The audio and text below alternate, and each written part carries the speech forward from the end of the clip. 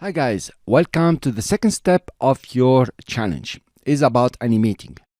Now before you watch this lecture, please go ahead and start animating. Open the motion graphic challenge start.aap and then start animating.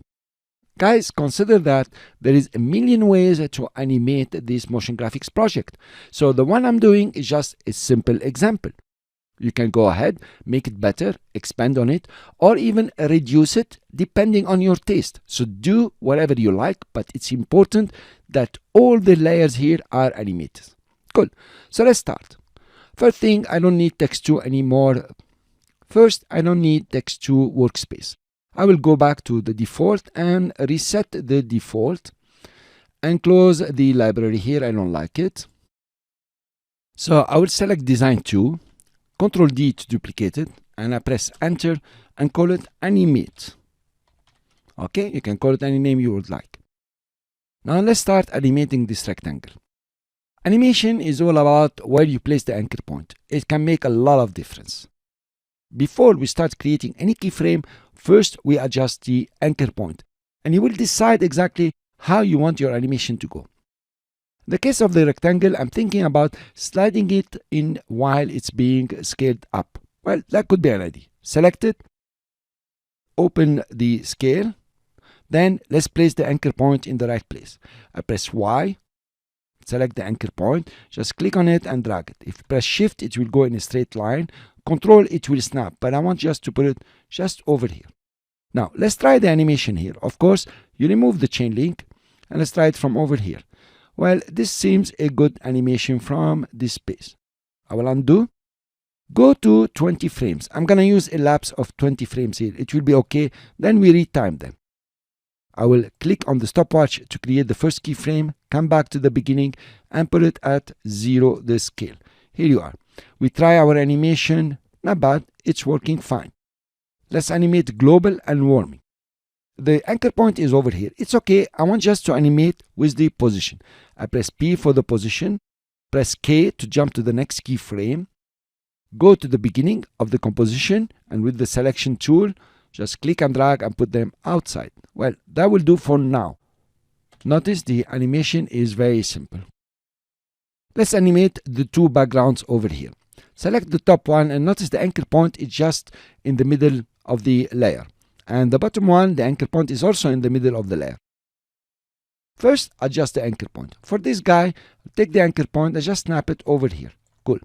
For this guy, I will just snap it just over here. Okay, if it's not working with you, like it's jumping, you can just press Alt or Option on the Mac and point where you want to zoom and just scroll the mouse. You notice it's quite good now. You can see where the anchor point is snapping. Let's go back to 100%. Both backgrounds, I want to animate them with the scale. I will go for the selection tool, select both of them. Here you are. Press S for the scale. Jump to the previous keyframe. Click on the stopwatch to create the keyframes. Go back to the beginning and simply remove the chain link and put it at 0. Here you are. You notice how they are animated. Well, that's pretty cool. If I put 0, here you are. They are being animated very nicely. They come one after the other. That's not the only animation, guys. You can create much more than that. Now let's go for the 3 bars here.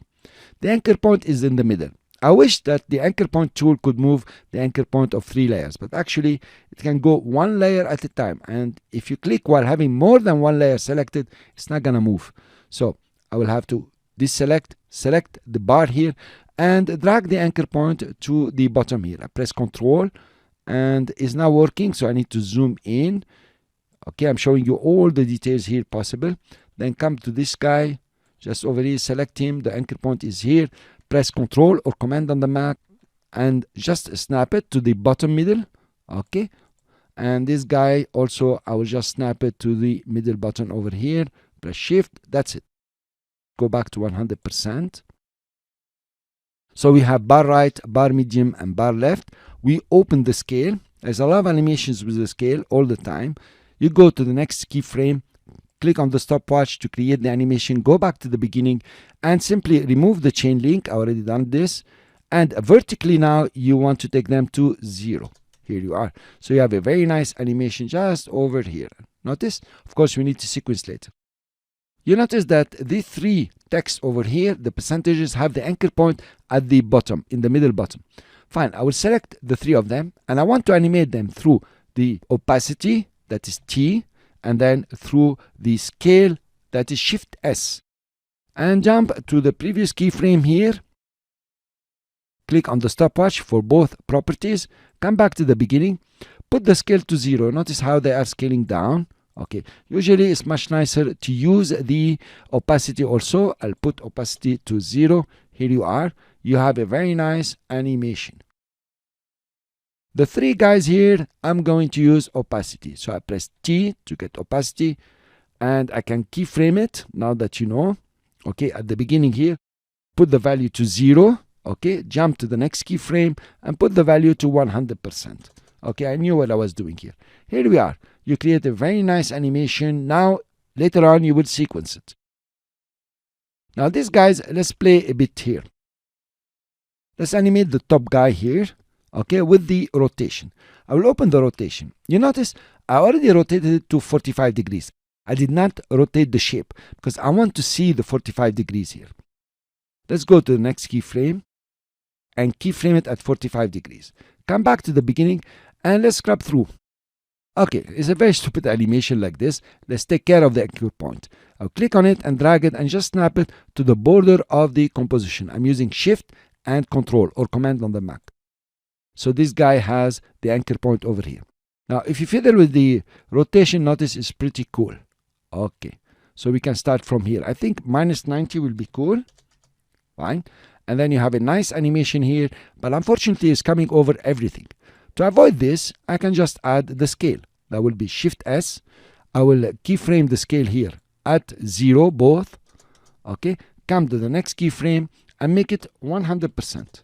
Okay, now the animation is a bit better where it doesn't climb over everything. You can just adjust it or take the anchor point a bit to the lower side.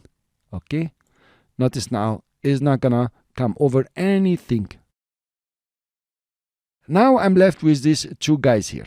Well, these guys, you can animate them the way you would like. You can rotate them out or you can move them with the position. The nice way here I would like to do is using the position. I would keyframe the position, come back to the beginning here, and using the selection tool, I click on one of them, drag and put it just outside. Cool. Now notice the animation here. It's cool, but not that cool at all. So the way I want to do it is when this is centered here, I want them to be at the same position. Select both of them. Come to the Align panel and just align them. Notice they jumped in the middle. Since I can't grab them anymore, I'm going to use this one just over here and put it just here. Okay, that's for both of them.